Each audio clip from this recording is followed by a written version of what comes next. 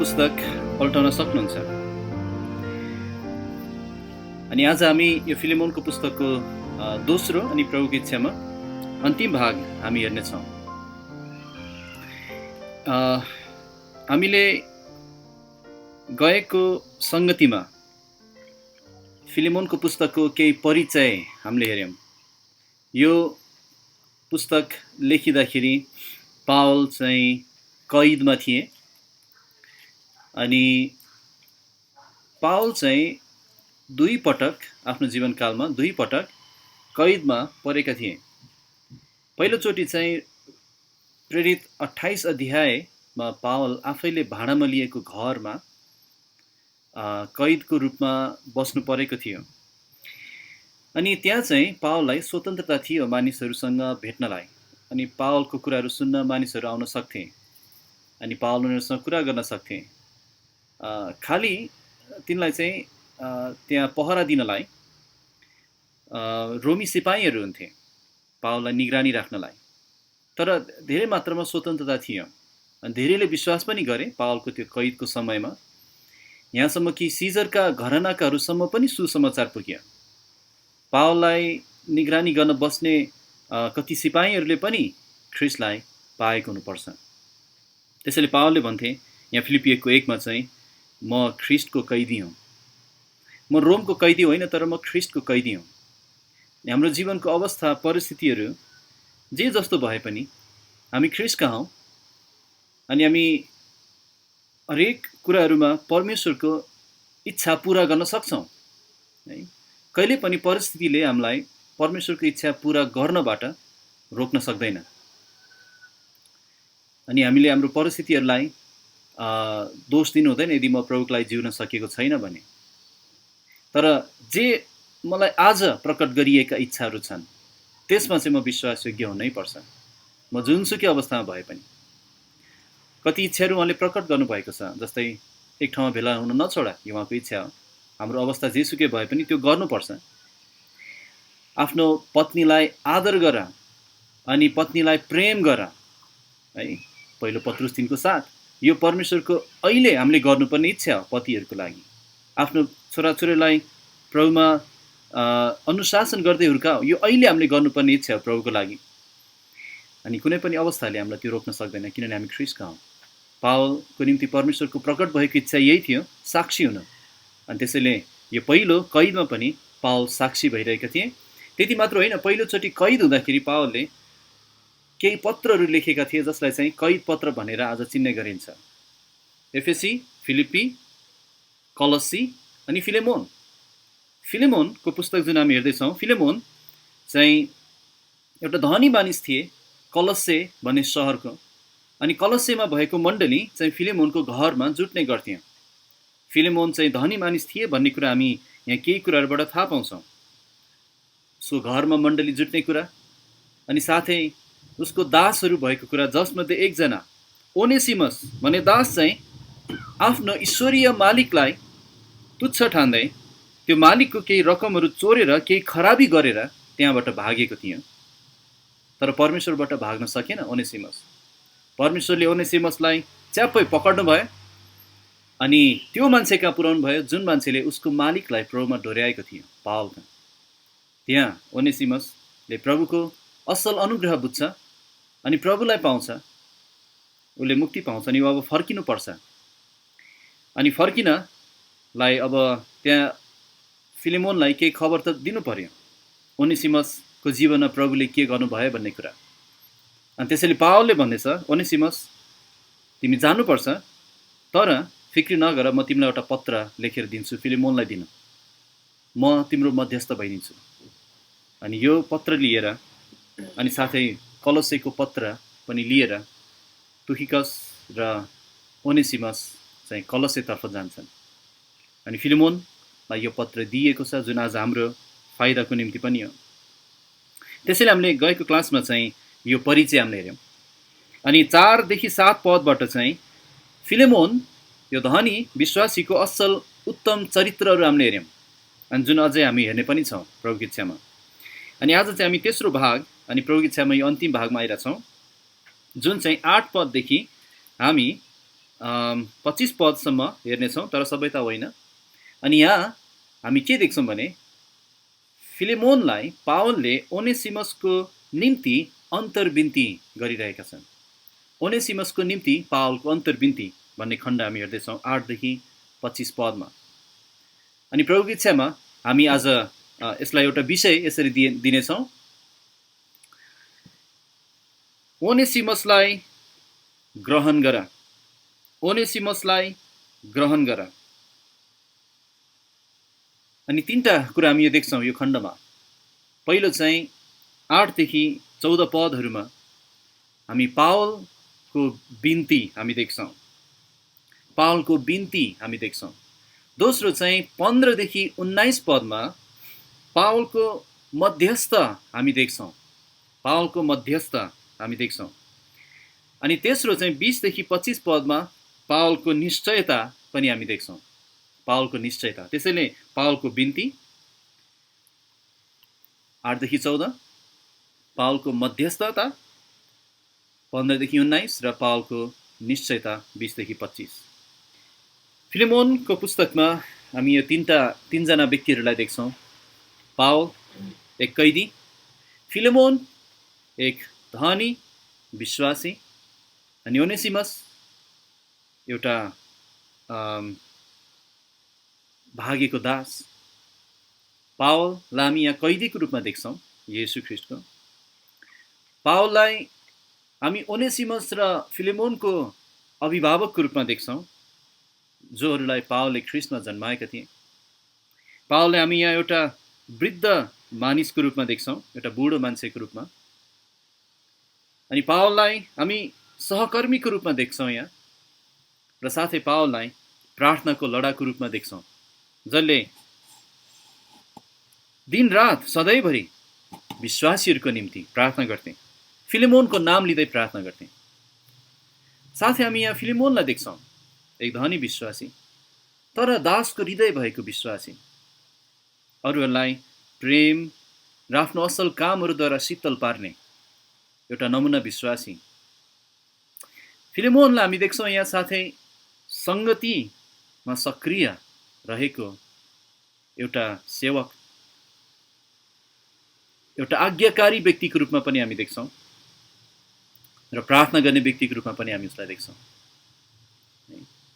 ओनेसिमसलाई हामी देख्छौँ भागेको दास, काम नलाग्दो तर अब ख्रीष्टमा काम लाग्दो एउटा बदलिएको मानिस, एउटा सेवकको हृदय भएको मानिस। अनि यही ओनेसिमसको लागि, तर फिलेमोनलाई थाहा छैन के भयो ओनेसिमसको जीवनमा। उसलाई यति थाहा थियो कि उसले मलाई खराबी गरेको छ, मेरो केही कुराहरू चोरेर भागेको छ, ऊ कहाँ छ मलाई थाहा छैन, उसले मलाई खराबी गरेको छ। अनि उसले सायद फिलेमोनले ओनेसिमस यो भागेर गएको दासलाई प्रार्थनामा प्रभुको हातमा राखेका थिए। त्यही प्रार्थनाको जवाब स्वरूप परमेश्वरले ओनेसिमसलाई त्याग्नु भएन कहिले पनि। परमेश्वरको निम्ति न धनी न गरिब, न कैदी न स्वतन्त्र, उहाँ हरेकलाई बचाउन चाहनुहुन्छ। हरेक मानिसको निम्ति उहाँले आफैलाई क्रुसमा मर्न दिनुभयो। यो ठुलो प्रेम हो। पावलले यसरी भने, परमेश्वर संसारका पापीहरूलाई मुक्ति दिन आउनुभयो, जसमध्ये मुख्य म नै हो। पावल जो एक समय साउल थिए, विश्वासीहरूलाई मार्न सहमत हुने अनि मार्न अघि बढ्ने व्यक्ति थिए, सताए पनि, नष्ट भ्रष्ट पारे पनि परमेश्वरको मण्डलीलाई, तर प्रभुले उसलाई बचाउनु मात्र भएन, उसलाई प्रेरित बनाउनु भयो। यो परमेश्वरको ठुलो अनुग्रह हो कि उहाँले दलदले हिलोमा फसेको मानिसलाई निकाल्नु मात्र हुन्न, तर उसलाई चट्टानमाथि बसाल्नुहुन्छ। चट्टानमाथि बसाल्नु मात्र हुन्न, तर उसको मुखमा एउटा नयाँ गीत दिनुहुन्छ। अनि यही पावलले चाहिँ त्यसैले फिलेमोनलाई थाहा छैन के भयो ओनेसिमसलाई, त्यो दासलाई केवल प्रभुको हातमा राखेको हुनसक्छ। प्रभुले उसलाई डोर्याउनु भयो, पावल कहाँ नयाँ जन्म दिनुभयो त्यही कैदमा। अनि त्यसपछि अब ऊ फर्किनु परेको छ।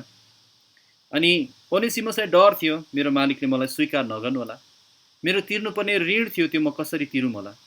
अनि पावलले भन्छ, फिक्री नगर ओनेसिमस, म बिन्ती गर्छु। अनि त्यही भएर हामी यहाँ देख्छौँ पावलको बिन्ती 8 देखि 14 पद। हामी पहिला 8 र 9 पद पढ्नेछौँ। यहाँ एउटा सुन्दर नमुना हामी देख्छौँ ईश्वरीय अगुवा कस्तो हुन्छ भनेर। 8 र 9 पद, यस कारण जुन कुरा उचित छ त्यसको विषयमा तिमीलाई आज्ञा दिन ख्रिस्टमा मलाई बडो हिम्मत हुन्छ। तरै पनि म पावल एउटा बुढो मान्छे भएर र अहिले चाहिँ येशू ख्रिस्टको कैदी पनि भइकन म प्रेमको कारणले बरु तिमीलाई बिन्ती गर्दछु। के भनेको पावलले? 8 पदमा पावलले के भन्दैछन् भने तिमीलाई आज्ञा नै दिने अधिकार मसँग छ। फिलेमोन, तिमीले ओनेसिमसलाई स्वीकार गर्नै पर्छ, यो मेरो आज्ञा हो। यसरी भन्न सक्थे पावलले, किनभने पावलसँग अधिकार थियो, पावल एक प्रेरित थिए। तर पावललाई आफ्नो अधिकार कहाँ कसरी प्रयोग गर्ने राम्रोसँग थाहा थियो। अनि बिन्ती मात्रै गर्दाखेरि पनि पावलको अधिकारलाई चाहिँ बिर्सन सक्ने सम्भावना पनि थियो, त्यो बिन्ती जसलाई गरिएको छ त्यो व्यक्तिले। अनि त्यसैले त्यो पनि सन्तुलनमा राख्दैछन्। सजिलो भाषामा भन्ने हो भने दुईवटा त्यहाँ सम्भावनाहरू छन्, गलत किसिमका सम्भावनाहरू। एउटा चाहिँ आफ्नो अधिकारलाई अनावश्यक रूपमा दुरुपयोग गर्ने सम्भावना पनि छ जो अधिकारमा छन्, र साथै अधिकार मुनि भएकाहरूले त्यो अधिकारीलाई वा उसँग भएको अधिकारलाई तुच्छ ठान्ने खतरा पनि छ। परमेश्वरले हरेक व्यक्तिहरूलाई हरेक ठाउँमा उहाँले अधिकारहरू दिनुभएको छ। अनि विशेष गरी परमेश्वरले यी 4 ठाउँहरूमा अधिकारको क्षेत्र छुट्याउनु भएको छ। एउटा चाहिँ हो देश, राज्य सरकार, त्यहाँ चाहिँ परमेश्वरले अधिकारीहरू राख्नु भएको छ। अर्को चाहिँ मण्डली, त्यहाँ पनि परमेश्वरले अधिकारीहरू राख्नु भएको छ, अगुवाहरू। तेस्रो चाहिँ घर, जहाँ एउटा व्यक्तिलाई उहाँले अधिकार दिनुभएको छ बुबाको रूपमा, पतिको रूपमा, र साथै काम गर्ने ठाउँ जहाँ चाहिँ मालिक र दासको रूपमा त्यो अधिकारहरूको र अधीनताको अभ्यास गरिन्छ। तर हरेक यो अधिकारको ठाउँहरूमा आफ्नै एउटा स्वतन्त्रता हुन्छ अभ्यास गर्ने, र केही त्यहाँ चाहिँ केही घेराहरू पनि हुन्छ कहाँसम्म अभ्यास गर्ने भनेर। जस्तै उदाहरणको लागि चाहिँ राज्य सरकार जो हाम्रो देशमा हुनुहुन्छ, सरकारमा वा शासन ओहदामा, उहाँहरूलाई अधिकार छ देश शासन गर्ने। अनि उहाँहरूले केसम्म गर्न सक्नुहुन्छ भने अपराध गर्नेलाई पक्रेर उसलाई शारीरिक रूपमा दण्ड दिन पनि सक्नुहुन्छ, चाहे भने मृत्युदण्ड पनि दिन सक्नुहुन्छ, त्यो अधिकार छ। उहाँले तरबार व्यर्थमा भिर्नु भएको छैन भनेर पावलले बताएका छन्। तरै पनि त्यहाँ केही घेरा छ। त्यहाँ चाहिँ एउटा मण्डलीको पास्टर र विश्वासीहरूको बिचको जस्तो सम्बन्ध हुँदैन देशमा। त्यहाँ चाहिँ बुबा र छोराछोरीहरू जस्तो सम्बन्ध हुँदैन है। त्यहाँ खालि नियम हुन्छ, नियम पालन नगर्ने त्यहाँ सजाय हुन्छ। तर घरमा चाहिँ एउटा बुबाले, एकजना बुबाले आफ्नो छोराहरूलाई वा छोरीलाई त्यहाँ एउटा अधिकारको रूपमा डोर्याउने, प्रभुमा हुर्काउने त्यहाँ स्वतन्त्रता हुन्छ। तर कहिले पनि शारीरिक रूपमा वा मानसिक रूपमा चोट पुर्याउने चाहिँ नगर भन्नुभएको छ प्रभुले। त्यो चाहिँ छैन, त्यहाँ एउटा घेरा छ है। त्यसैले उनीहरूलाई रिस नउठाओ। अनि छडी लगाउँदा बुद्धिमान साथ छडी लगाउने, पिठ्यौमा लगाउने, जाँतै हिर्काएर घाउ बनाउने त्यो अधिकार छैन। त्यसैले त्यहाँ एउटा घेरा छ। एउटा पतिको रूपमा पनि एउटा व्यक्तिलाई अधिकार हुन्छ आफ्नो पत्नीमाथि, अनि पत्नीलाई पनि हुन्छ। त्यहाँ केही त्यहाँ परमेश्वरले सन्तुलन राख्नु भएको छ। तर कहिले पनि एउटा पतिलाई आफ्नो पत्नीतर्फ खराब बोलीहरू बोल्ने अनि उसको इच्छालाई पुरै दबाउने अथवा उसलाई शारीरिक यातना दिने अधिकार प्रभु दिनुभएको छ। एउटा घेरा छ त्यहाँ। काम गर्ने ठाउँमा पनि त्यस्तै छ। एउटा मालिकले एउटा दासलाई काम लगाउन सक्छ, उसलाई अधिकार छ। चित्त नबुझ्यो भने अफिसबाट निकालिदिन सक्छ, तर उसलाई यातना दिने अधिकार छैन उसलाई पनि। त्यस्तै मण्डलीमा चाहिँ अगुवाहरू हुनुहुन्छ र अगुवाहरूलाई पनि त्यहाँ केही अधिकार छ। यदि शिक्षामा सम्झौता भएको छ भने त्यहाँ चाहिँ कडा साथ उपस्थित हुने अधिकार पनि छ। अनि तर पवित्र जीवनमा सम्झौता भएर पापमा जिरहेको छ भने त्यहाँ पनि उसलाई मण्डलीबाट निष्कासन गर्नेसम्म अधिकार छ। तर शारीरिक रूपमा यातना दिने वा त्यहाँ अनावश्यक रूपमा अधिकार जमाउने परमेश्वरले त्यो स्वतन्त्रता दिनुभएको छैन। रोमन क्याथोलिकहरूले चाहिँ विगतको समयहरूमा त्यही गरे। जो आफ्नो शिक्षामा चल्दैन उनीहरूले समाते, यातना दिए, अनि धेरै क्रिस्चियनहरूलाई उनीहरूले मारे पनि, यहुदीहरूलाई मारे, धेरैलाई उनीहरूले हत्या गरे। त्यो परमेश्वरले अधिकार दिनुभएको थिएन कसैलाई पनि। एउटा राज्य सरकारलाई पनि ठिक तरिकाले अनुशासन वा शारीरिक यातना वा मृत्युदण्ड दिने अधिकार त छ, तर सन्तुलनमा। अनि यो सबैको हिसाब बुझाउनु पर्छ। अब यहाँ किन यो भन्न खोजेको भने पावल पनि एक प्रेरित थिए। प्रेरितको रूपमा पावललाई विशेष अधिकार दिएको थियो। के गर्ने भने परमेश्वरको वचन घोषणा गर्दा त्यो परमेश्वरकै प्रकाशको रूपमा घोषणा गर्न सक्थे पावलले। मण्डलीको जग हुनलाई पावल र 12 प्रेरितहरू, चेलाहरूले चाहिँ त्यहाँ परमेश्वरको वचन घोषणा गर्ने अनि परमेश्वरको शिक्षालाई विशुद्ध राख्ने, मण्डलीमा उनीहरूले अनुशासनको अभ्यास गर्ने अधिकार थियो, जुन मध्ये अनुशासन गर्ने अधिकार आज मण्डलीको अगुवाहरूलाई पनि हुन्छ। अनि पावलले चाहिँ प्रेरितको रूपमा यो अभ्यास गरेको छ। जब त्यहाँ शिक्षामा सम्झौता भयो, त्यहाँ झुटा शिक्षाहरूमा मान्छे लाग्न थाले अनि विश्वासको जहाजलाई नै डुबाए। पहिलो तिमोथी 1:20 हुमेनियस र अलेक्जान्डर चाहिँ उनीहरूले असल विवेकलाई र विश्वासलाई आफूबाट पर सारे, विश्वासको जहाजलाई डुबाएको हुनाले अनि उनीहरू निन्दा गर्ने भएको हुनाले, आफूलाई क्रिस्चियन हो भनेर पनि त्यस्तो गरेकोले पावलले उनीहरूलाई मण्डलीबाट अलग हुनलाई, त्यहाँ अलगपन्थाको एउटा अभ्यास गर्नलाई र साथै ती व्यक्तिहरूलाई शैतान कहाँ पनि सुम्पिदिएका थिए। अधिकार थियो पावललाई प्रेरितको रूपमा, अनि त्योले अभ्यास गरे, उनीहरूलाई अलग पारे। साथै पहिलो कोरिन्थीमा पनि जब एउटा विश्वासी भनिने व्यक्ति चाहिँ व्यभिचारमा जिरहेको थियो, यस्तो व्यभिचार जुन चाहिँ संसारका मान्छेहरूले पनि तुच्छ ठान्छन्, पावलले भने त्यो मान्छेलाई निकालिदियो आफूबाट। यो आज्ञा नै दिएका थिए। अनि यो आज्ञा दिँदा अनि त्यो दुईजना व्यक्तिलाई अनुशासन गर्दा पावलले आफ्नो अधिकारको दुरुपयोग गरेका होइनन्, तर बरु ईश्वरीय तरिकाले आफ्नो अधिकारलाई प्रयोग गरेका हुन् मण्डलीलाई शुद्ध राख्नलाई। त्यसैले शिक्षाको रूपमा अनि पवित्र जीवनको रूपमा, मण्डलीको सुरक्षाको रूपमा त्यहाँ गरिने अभ्यासहरू र अधिकारहरू चाहिँ ईश्वरीय हुन् अनि त्यो गरिनुपर्छ, त्यो दुरुपयोग होइन। तर जब एउटा अविश्वासीले पावललाई खराबी गरेको थियो, त्यो तमोटे अलेक्जान्डर, पावलले उसलाई शैतान कहाँ पनि सुम्पेनन्, पावलले उसलाई कुनै पनि केही पनि भनेनन्, तर के भन्यो भने परमेश्वरले नै उसको काम अनुसारको प्रतिफल दिनुभएको छ, परमेश्वरको हातमा सुम्पिदिए। अनि त्यहाँ पावलले बुद्धिमानी साथ काम गरिरहेका थिए। अब यहाँ चाहिँ ओनेसिमसको मालिक फिलेमोनलाई पुरा अधिकार थियो मालिकको रूपमा ओनेसिमसलाई फिर्ता लिन पनि वा म लिन चाहन्न भन्न पनि उसलाई अधिकार थियो। अनि पावलले चाहिँ म प्रेरित हुँ, मेरो कुरा सुन, स्वीकार गर्नै पर्छ भनेनन्। तर यहाँ प्रेम साथ, बुद्धिमानी साथ पावलले के भन्यो नि, म तिमीलाई बरु बिन्ती गर्दैछु, यो तिम्रो स्वतन्त्र इच्छा हो फिलेमोन, तर तिमीले बुद्धिमानी भएर सोच्देऊ ल, यसरी भन्दैछ है, यस्तो नगर होइन, तर एउटा सानो सुझाव, एउटा ठुलै सुझाव, यस्तो गरे कसो होला है। अनि पावलले यसरी आफ्नो अधिकारको अभ्यास गरेका थिए। जहाँ कडा हुनुपर्छ त्यहाँ पावल कडा थिए, जहाँ नम्र साथ बिन्ती गर्नुपर्छ त्यहाँ पावल नम्र थिए। त्यसैले यो सन्तुलित हामीले राख्नुपर्छ हामी जुनसुकै अधिकारको क्षेत्रमा भए पनि, चाहे त्यो घरमा किन नहोस्, चाहे त्यो काम गर्ने ठाउँमा किन नहोस्, चाहे त्यो मण्डलीमा किन नहोस्।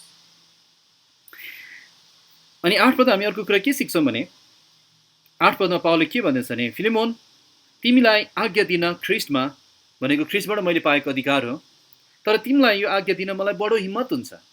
भनेको फिलेमोन तिमी यस्तो विश्वासी भएको छौ, तिमी यस्तो प्रभुमा मेरो भाइ भएको छौ, जसलाई आज्ञा दिन मलाई गाह्रो हुँदैन।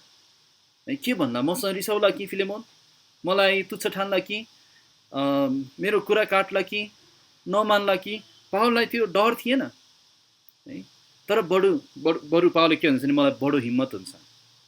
प्रियजनहरू, तपाईँलाई म सोध्न चाहन्छु, तपाईँलाई जब तपाईँको मण्डलीको अगुवाहरूले केही भन्नुहुन्छ, त्यो भन्नलाई साँच्चै उहाँहरूलाई बडो हिम्मत हुन्छ कि हुँदैन?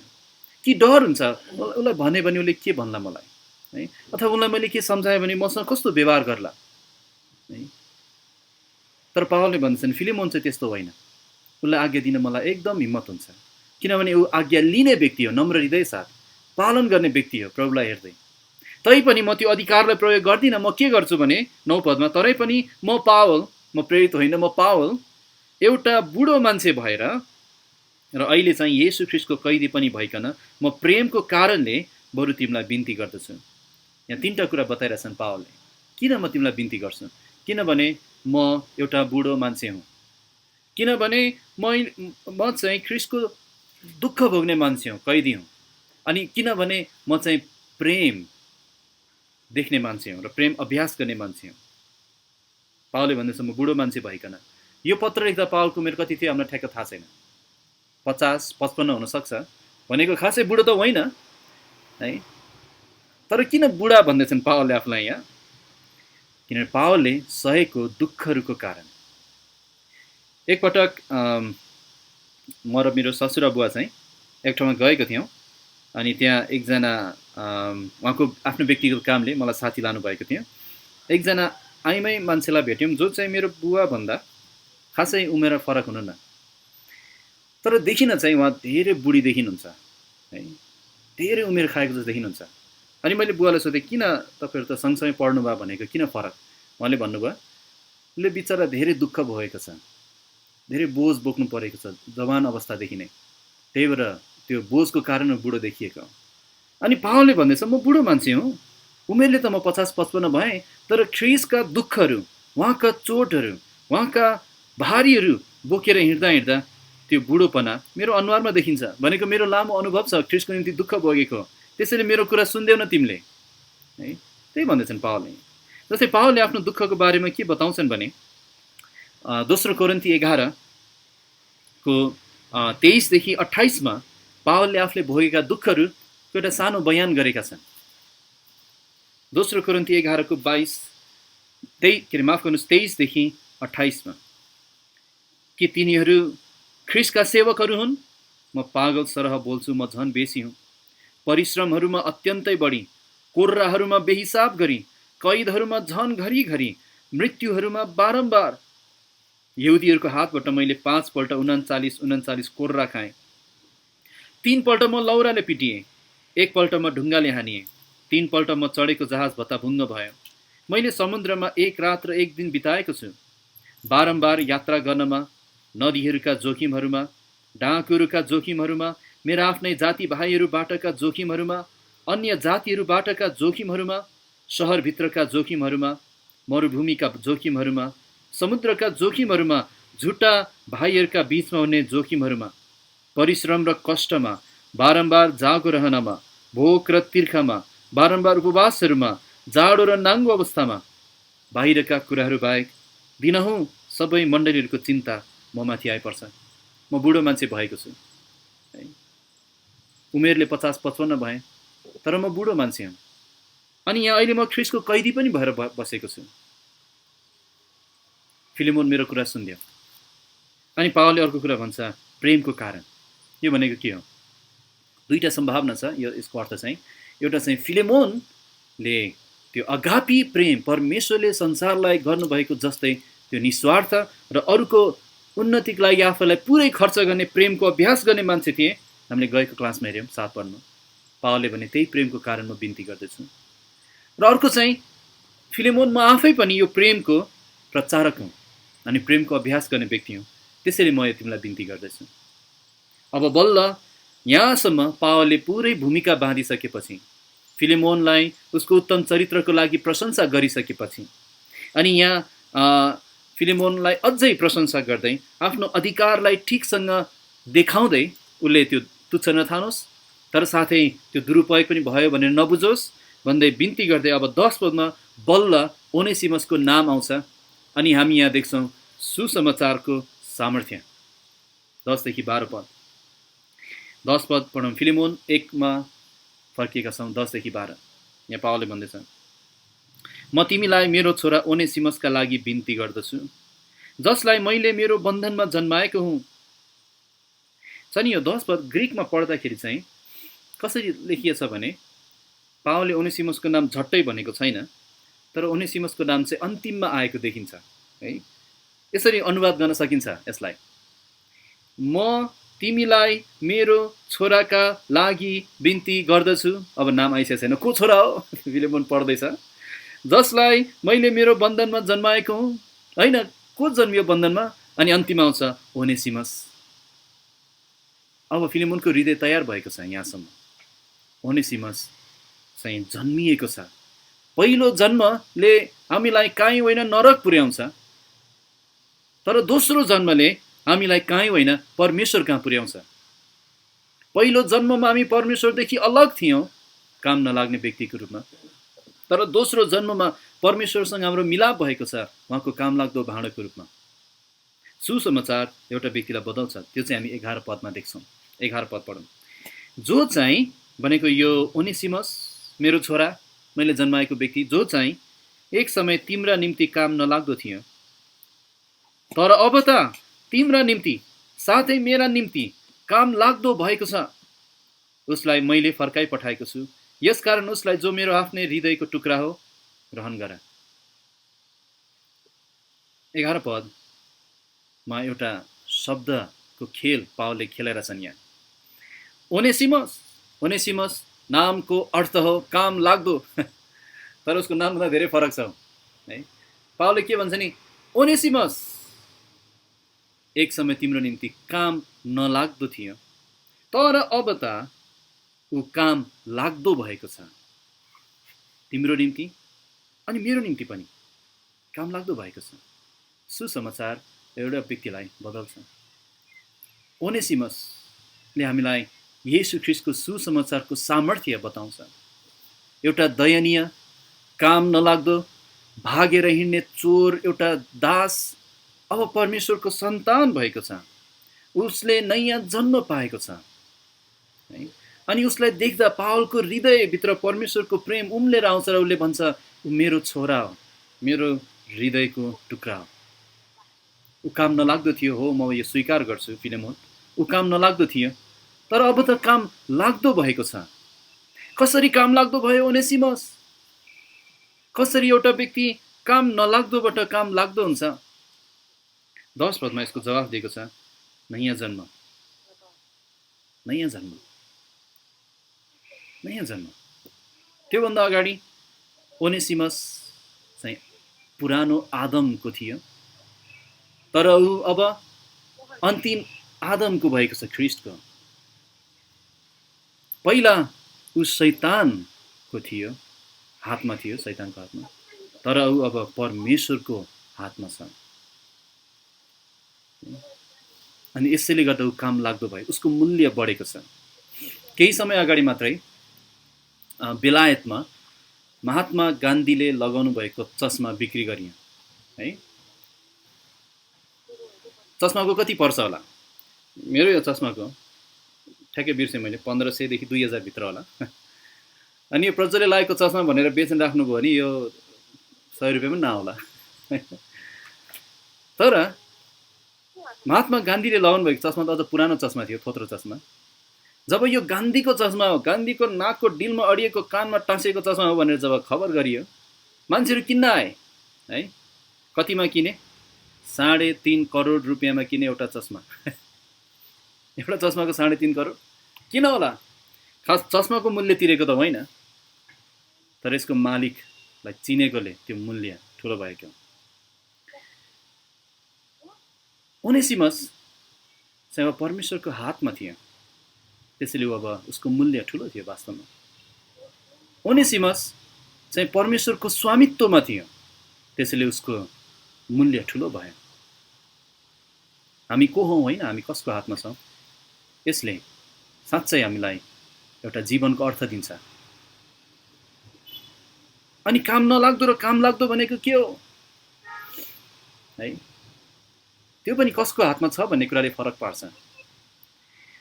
त्यो भायोलिन थाहा छ है तपाईँलाई? भायोलिन त्यो मलाई बजाउन त आउँदैन, अनि मेरो हातमा भयो भने त्यो काम लाग्दो हुँदैन। तर एकजना व्यक्ति थियो, उसको नाम चाहिँ अब कसरी भन्छ थाहा छैन, तर पगानिनी, उसको नाम पगानिनी है। उसले चाहिँ ऊ एकदम राम्रो भायोलिन बजाउने मान्छे। बजाउँदै गर्दाखेरि एउटा तार चुन्टेछ, त्यही पनि अब ऊ त एकदम खपिस मान्छे थियो, बजाइरहेछ, 3टा तार बाँकी त्यो पनि चुटेछ।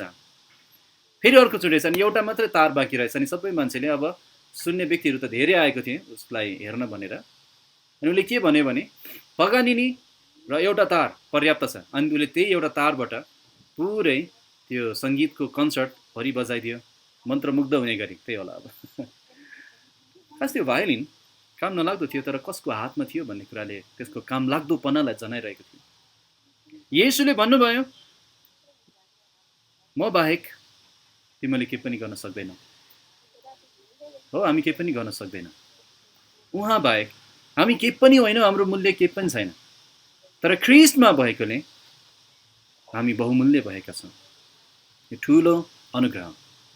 साथै सुसमाचारले एउटा व्यक्तिलाई बदल्छ मात्र होइन, तर हामी अझै यहाँ देख्छौँ 13 र 14 पदमा सुसमाचारले एउटा व्यक्तिलाई परमेश्वरको सेवक पनि बनाउँछ। 13 र 14 पद पढौँ। सुसमाचारको यस बन्धनमा तिम्रो सट्टामा उसले मेरो सेवा गरोस् भनेर उसलाई मैले मसित राख्ने इच्छा गरेको थिएँ, तर तिम्रो मन्जुरी बिना मैले केही गर्ने इच्छा गरिनँ। तिम्रो भलाइको काम करले होइन, तर इच्छा सहितको होस्। यहाँ कस्तो राम्रो शब्दहरू छ है। फिलिमोनले के बुझेको पावलले चाहन्थे भने ओनेसिमस चाहिँ अति प्रिय व्यक्ति थियो, पावलको हृदयको टुक्रा। तर त्यति मात्र होइन, ओनेसिमस अब सेवक पनि भएको थियो। ऊ मालिकको काम गर्नु पर्यो भनेर भाग्ने व्यक्ति अब उसले भन्दैछ पावल अङ्कल म तपाईँसँग प्रभुको सेवा गर्छु। अनि पावलले भन्दैछ हो, उसले मेरो सेवा गरोस् भन्ने म पनि चाहन्छु है, उसले इच्छा गरेकोले नै मैले राख्न खोजेको हुँ। तर फिलिमोन तिम्रो अनुमति बिना चाहिँ म यो गर्न चाहदिनँ। यहाँ पनि हामी पावलले दिनुपर्ने उचित स्वतन्त्रता दिएको देख्छौँ है। प्रभुलाई पाउनु बित्तिकै दास चाहिँ अब उसो दास होइन, मालिक चाहिँ उसो मालिक होइन भन्ने शिक्षा बाइबलमा छैन। तर मुक्तिले एउटा व्यक्तिलाई असल दास हुन सहायता गर्छ र उसलाई असल मालिक हुन सहायता गर्छ ईश्वरीय रूपमा। अनि पावलले भन्दैछ फिलिमोन तिम्रो सम्पत्ति हो ओनेसिमस जे भए पनि है, यसमा कुनै पनि खराबी छैन। तिमी धनी छौ, यसमा कुनै पनि खराबी छैन। ओनेसिमस तिम्रो सम्पत्ति हो, यसमा पनि म कुनै समस्या हो भन्दिनँ। त्यसैले फिलिमोन तिम्रो मन्जुरी बिना म ओनेसिमसलाई प्रयोग गर्न चाहदिनँ है, तिम्रो इच्छा सहितको होस्। तिमी कहाँ नै पठाएको छु मैले, उसले मेरो सेवा गरोस् भन्ने म चाहन्थेँ, तर तिम्रो मन्जुरी पनि म चाहन्छु। यो राम्रो नमुना है, एउटा व्यक्तिलाई उसको आफ्नो निर्णयमा अनि आफ्नो इच्छामा यो गर्न दिनु। करले होइन भन्दैछ है। अनि हुन्छ हामी अघि बढौँ। अब यहाँ अझै महत्त्वपूर्ण कुराहरू हामी हेर्दैछौँ। पावल चाहिँ यहाँ मध्यस्थकर्ताको रूपमा हामी देख्छौँ। अब यहाँ 15 देखि 19 विशेष गरी हामी हेर्नेछौँ 18 र 19, तर हामी पुरै पढौँ 15 देखि। पहिला 15 र 16 पदमा हामी के देख्छौँ भने परमेश्वरको सार्वभौम हातलाई पावलले बुझेका थिए है, सार्वभौम हातलाई पावलले बुझेका थिए। 15 र 16 किनभने सायद तिमीले उसलाई सधैँभरिका निम्ति प्राप्त गर्न सक भनेर नै ऊ केही समयका निम्ति तिमीबाट अलग भएको होला। अब एउटा दास जस्तो होइन, तर दासभन्दा बढी एउटा प्यारो भाइ जस्तो, विशेष गरी मेरा लागि, तर झन् बढ्ता गरी तिम्रा लागि, दुवै शरीरमा पनि प्रभुमा पनि। त्यसैले पावलले के भन्दैछन् भने हो फिलिमोन तिमीलाई खराबी गरेर भाग्यो, केही चोरेर भाग्यो पक्कै पनि। किन भाग्यो? ऊ किन तिमीबाट अलग भयो? किनभने थोरै समय मात्रै अलग भएर है, केही समयका निम्ति मात्रै अलग भएर सधैँभरिको लागि तिमीले पाउन सक भनेरै प्रभुले उसलाई त्यहाँबाट भाग्न दिनुभयो। परमेश्वरको सार्वभौम हात यहाँ देख ल फिलिमोन, त्यही भन्दछन् पावलले है। त्यसैले अलग हुनुलाई नै पूर्ण विराम नबनाऊ है। तिमीबाट अलग भएछ, तर यसलाई नै अब अन्तिम नबनाऊ। प्रभुको योजनामा ऊ सधैँभरिको लागि अब तिमीलाई फिर्ता दिइएको छ। हो त्यसलाई त्यो कुरालाई ध्यान दियो।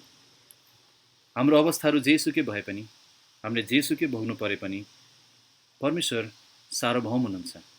अनि त्यो सबै कुरालाई लिएर उहाँले हाम्रो भलाइको निम्ति प्रयोग गर्न सक्नुहुन्छ। रोमी 8:28। कति प्रश्नहरूको जवाफ हामी जान्दैनौँ। किन प्रभु? हामी जान्दैनौँ जवाफ, तर त्यसको अन्त्य चाहिँ हामीलाई थाहा छ, मेरो भलाइको निम्ति। त्यही हो जवाफ, त्यही हो। अनि मेरो भलाइ भने के हो? म ख्रिस्ट जस्तै बनिन्छु। अब फिलेमोनले ओनेसिमसलाई स्वीकार गर्दा फिलेमोनमा ओनेसिमसले ख्रिस्टलाई देख्ने थियो। 17देखि 19 पद हेरौँ। पावलले कसरी मध्यस्थको काम गरिदिन्छन्। अनि यहाँ हामी ख्रिस्टको सुन्दर नमुना देख्छौँ हाम्रो जीवनमा। 17देखि 19। यस कारण यदि तिमी मलाई एउटा साझेदार सम्झन्छौ भने मलाई जस्तै गरी उसलाई ग्रहण गर। देख्दै हुनुहुन्छ? मलाई जस्तै गरी उसलाई ग्रहण गर। 18-19 पनि पढौँ अनि 17 पदको यो शब्दलाई ध्यान दिनेछौँ। उसले तिमीलाई केही खराबी गरेको छ भने अथवा उसलाई तिम्रो केही ऋण लागेको छ भने सो मेरो हिसाबमा लेखिदेऊ। मेरो हिसाबमा लेखिदेऊ। 19 पद। म पावलले आफ्नै हातले यो लेखेको हुँ। म यो तिर्नेछु, तरै पनि तिमीलाई मेरो ऋण लागेको छ, त्यो तिमी आफै हौ भनी म तिमीलाई भन्दिनँ। त्यसैले 3टा पद हामी पालै पिलो हेरौँ। 17 पदमा पावलले भन्छ, मलाई जस्तै गरी उसलाई ग्रहण गर, मेरो हिसाबमा लेखिदेऊ, म यो तिर्नेछु। हामी यहाँ के देख्छौँ भने ओनेसिमसलाई फिलेमोनले स्वीकार गर्ने आधार चाहिँ ओनेसिमसकै व्यक्तित्व होइन रहेछ। ओनेसिमस को हो भन्ने कुराले होइन रहेछ। ओनेसिमसले के गर्यो भन्ने कुराले होइन रहेछ, तर बरु पावल को हो। अनि पावलले के गरेका छन् मेरो लागि, त्यो आधार रहेछ। पावल चाहिँ यहाँ ओनेसिमसको मध्यस्थकर्ता, पावल चाहिँ यहाँ ओनेसिमसको वकिलको रूपमा उभिएका छन् अनि ओनेसिमसलाई आफ्नो वकालतको वस्तु बनाएका छन्। फिलेमोन, मलाई हेर ल, पहिला ओनेसिमस जब त्यहाँ आउँछ, त्यहाँ ढोकामा उभिन्छ, तिम्रो सामु उभिन्छ, तिमीले यसरी लिदेऊ, म नै त्यहाँ उभिरहेको छु। हाम्रो मुक्ति यही नै हो। हामी आफैमा परमेश्वरको सामु उभिन सक्दैन थियौँ, तर ख्रिस्टलाई जस्तै गरी मलाई उहाँले ग्रहण गर्नुभएको छ। उही प्रिय ख्रिस्टमा हामीलाई ग्रहण योग्य तुल्याउनु भएको छ। एफएसी 1 को 6। प्रिय मित्रहरू, तपाईँलाई म सम्झना गराउन चाहन्छु, यदि ओनेसिमसले एकजना प्रभावकारी वकिल त्यहाँ भेट्टाएका थिए भने, एउटा प्रभावकारी मध्यस्थकर्ता भेट्टाएका थिए भने, हाम्रो मध्यस्थकर्ता अझ प्रभावकारी हुनुहुन्छ, येशू ख्रिस्ट। अनि यही कारणले हामी सारा सृष्टिको न्यायकर्ताको सामु हामी उभिन पाएका छौँ। उहाँलाई ए अब्बा, हे पिता भन्दै, ए न्यायकर्ता भन्दै होइन। हामी आफैमा उभिन सक्ने थिएनौँ। ओनेसिमस कुनै पत्र बिना गएको भए त्यहाँ उभिन सक्ने थिएन, उसको कुरा सुनिने थिएन। हामी पनि परमेश्वरको सामु उभिन योग्यका छैनौँ। हामीले उहाँको पवित्रताको विरोधमा पाप गरेका छौँ, उहाँको महिमालाई अनादर गरेका छौँ, उहाँको न्यायोचित अधिकारलाई तुच्छ ठानेका छौँ, विद्रोह गरेका छौँ, अनि हामी दोषी ठहरिन योग्यका छौँ। हामी कोही पनि मुक्तिको योग्य छैनौँ, न तपाईँ न म। अनि प्रभु म को, मलाई हेरिदिनुहोस्, मेरो धार्मिकता हेरिदिनुहोस्, मैले के गरेको छु त्यो हेरिदिनुहोस् भन्ने आधारमा मेरो मुक्तिको लागि परमेश्वरका बिन्ती गर्छु भने मेरो कुनै सम्भावना छैन। त्यहाँ एउटै फैसला हुनेछ, दोषी, किनभने हामी उभिने कुनै आधार छैन। अय्युबले यसरी भने, मैले आफूलाई धर्मी ठहराएँ भने मेरै मुखले मलाई दोषी ठहराउनेछ। म सिद्ध छु भने उहाँले मेरो टेढापना साबित गर्नुहुनेछ। तर प्रियहरू, परमेश्वरको सामु बिदा त्यहाँ यदि एकजना यस्तो कुनै व्यक्ति हुनु भइदिएको भए, यस्तो एउटा वकिल, यस्तो मध्यस्थकर्ता हुनु भइदिएको भए जो परमेश्वरको सामु उभिन सक्नुहुन्छ पवित्रतामा, जसलाई पापले बिगारेको छैन, यस्तो एउटा व्यक्ति हुनु भइदिएको भए जसले पितालाई अति प्रेम गर्नुहुन्छ अनि पिताद्वारा अति प्रेम गरिनु भएको छ, यस्तो व्यक्ति जसले पितालाई हरेक कुरामा प्रसन्न तुल्याउनु भएको छ, जहिले पनि सधैँ नै हरेक कुरामा, अनि यस्तो व्यक्ति जसलाई पिताले स्वीकार गर्न सक्नुहुन्छ, यस्तो व्यक्ति जसमा पिता प्रसन्न हुनु भएको छ, अति प्रसन्न, अनि यस्तो व्यक्ति जसले पितालाई के माग्न सक्नुहुन्छ र उहाँले रोक्नुहुन्न। यो ठुलो प्रेमको कारण। यस्तै एकजना व्यक्ति भएको भए हाम्रो लागि आशा हुने थियो। अयुबले यसरी नै सोचे। अयुब 9:33 उसले भने, किनकि उहाँ म जस्तो मानिस हुनुहुन्न, कि म उहाँलाई जवाफ दिन सकौँ र हामी आपसमा मुद्दा लड्न सकौँ? न त हाम्रो बीचमा कुनै निर्णायक छन् जसले हामी दुवैमाथि, परमेश्वर र म माथि आफ्नो हात राख्न सक्छन्।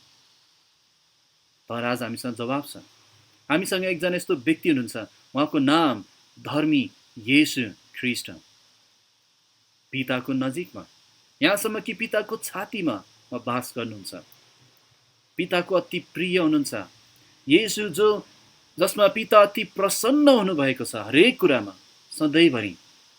अनि येशू यस्तो व्यक्ति हुनुहुन्छ जसलाई पिताले स्वीकार गर्न सक्नुहुन्छ।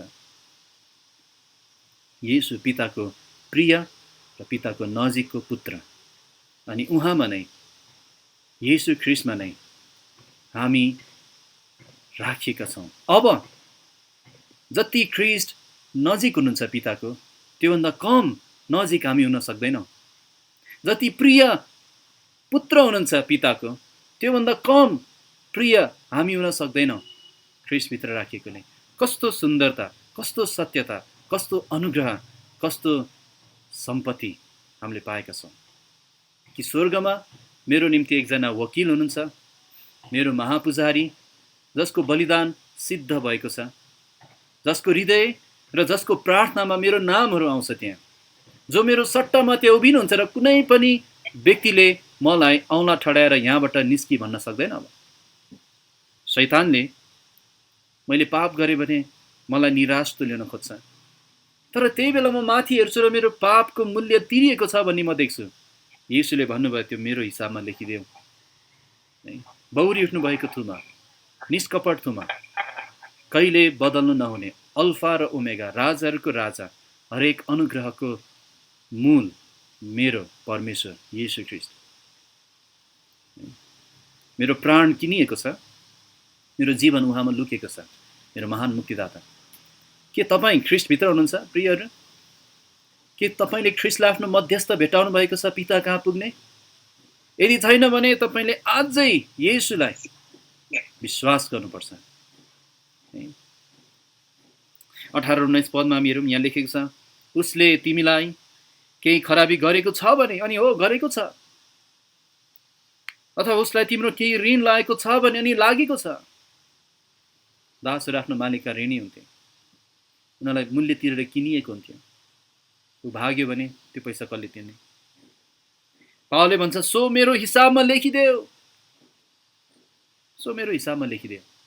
आज जब शैतान मेरो विरुद्धमा दोष लगाउन स्वर्गमा जान्छ, उसलाई त्यही भनेको छ। शैतान दिनहुँ भाइहरूलाई दोष लगाउँछ, झुट्टा दोषहरू लगाउँछ। जब ऊ मेरो विरुद्धमा दोष लगाउन जान्छ, झुट्टा मात्र होइन, साँचो दोष पनि, मैले जब म चुक्छु, जब म पाप गर्न पुग्छु, मेरो दोष लिएर खुसी साथ पुग्छ त्यहाँ स्वर्गमा।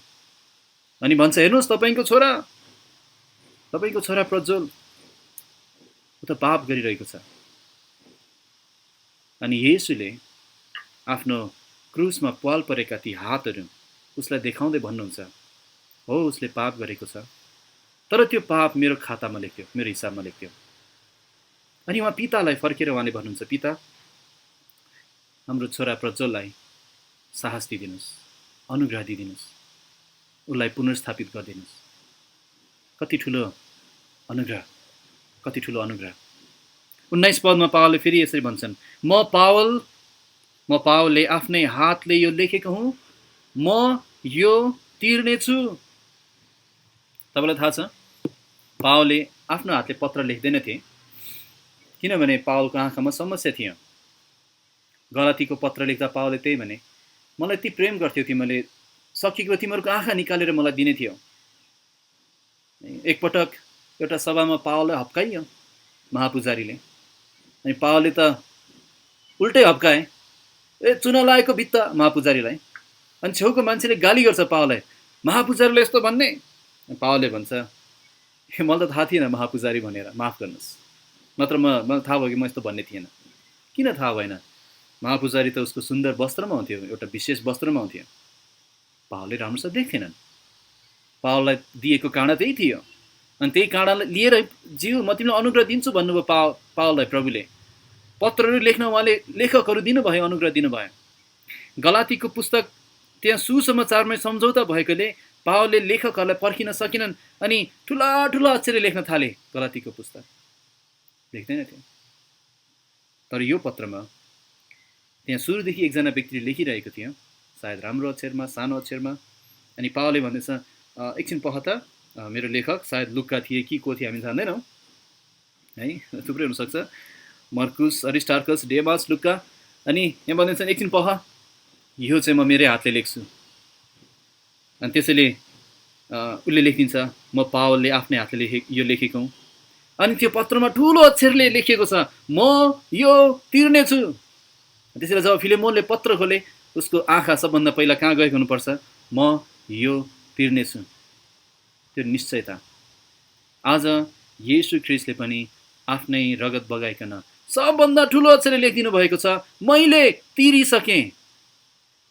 उहाँले भन्नुभयो, यो पुरा भयो, अब तिर्न केही पनि छैन। हामी यो ख्रीष्टको चित्रण हामी देख्छौँ।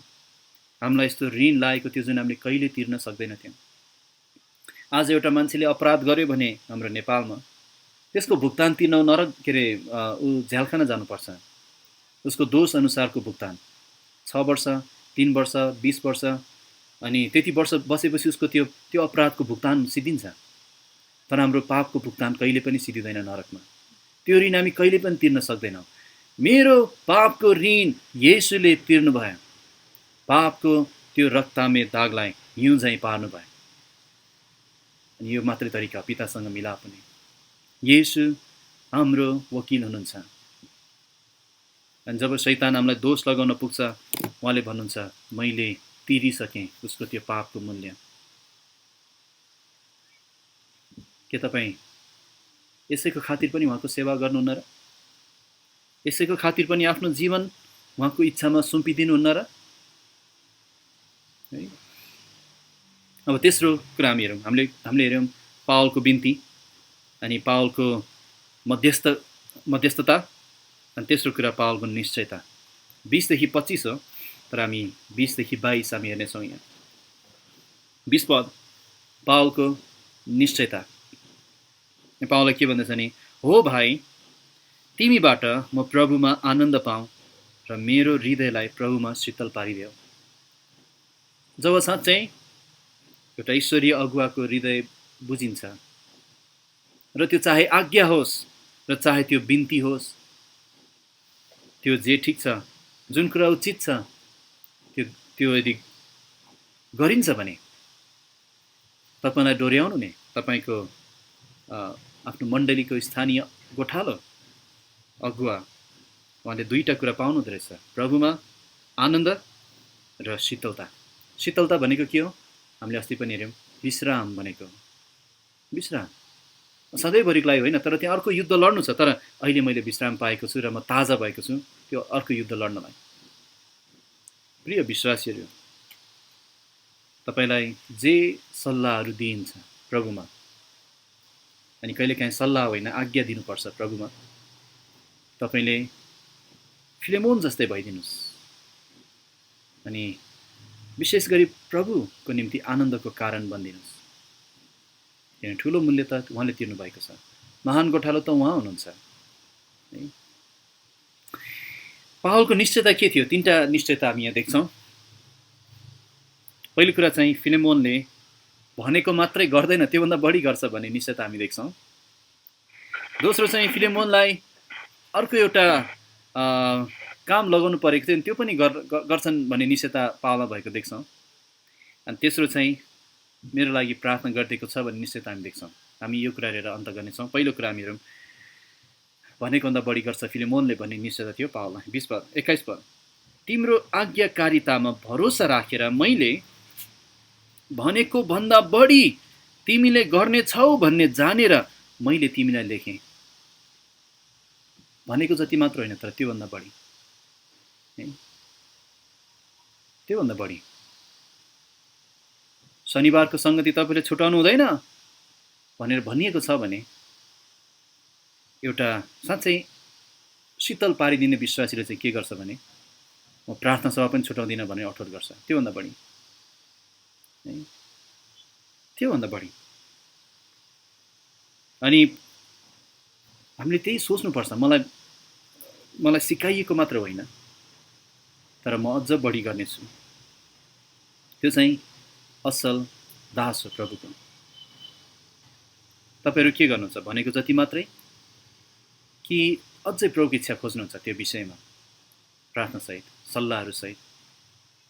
पावलको दोस्रो निश्चयता चाहिँ के थियो भने मैले के मागेँ भने उसले गर्छ। 22 पद, अनि साथै मेरा लागि एउटा बस्ने ठाउँ पनि तयार पारिदेऊ। अब सर्वप्रथम त किन लेखिया होला बस्ने ठाउँ तयार पारिदेऊ? पवित्र शास्त्रको हरेक शब्द परमेश्वरबाट प्रेरणा गरिएको। अनि यो बस्ने ठाउँको कुरा किन गरेको? हामीलाई के फाइदा छ यसबाट यो पढेर?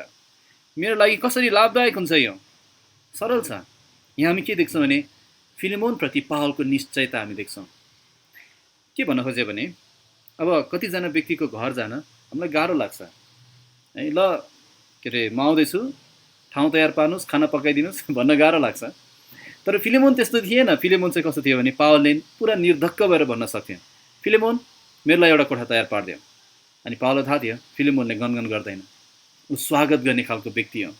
ऊ चाहिँ आइदिनु भएको होस्, अनि म कहाँ आइदिनु भएको होस्, मलाई सिकाइदिनु भएको होस्।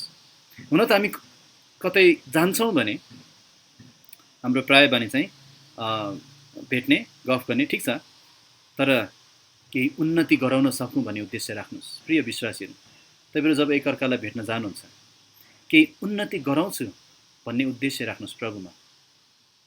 बाइबल भन्छ जे पनि गर्दछौ उन्नतिको निम्ति गर, अनि जे पनि गर्दछौ परमेश्वरको महिमाको निम्ति गर। अनि पावल जब आउँथे त्यहाँ जहिले पनि उन्नति हुन्थ्यो फिलेमोनको। अनि पावल आउँदैछन् भन्ने थाहा पाएपछि फिलेमोनले चाहिँ सर्वोत्तम ठाउँ तयार पारिदिन्थे। त्यसैले पावलले निश्चित साथ भन्न सक्छ, मैले मागेँ भने। अनि यहाँ फिलेमोनका जान मलाई अप्ठ्यारो हुँदैन है, फिलेमोनमा आउँदैछु, ठाउँ तयार पारिदियो।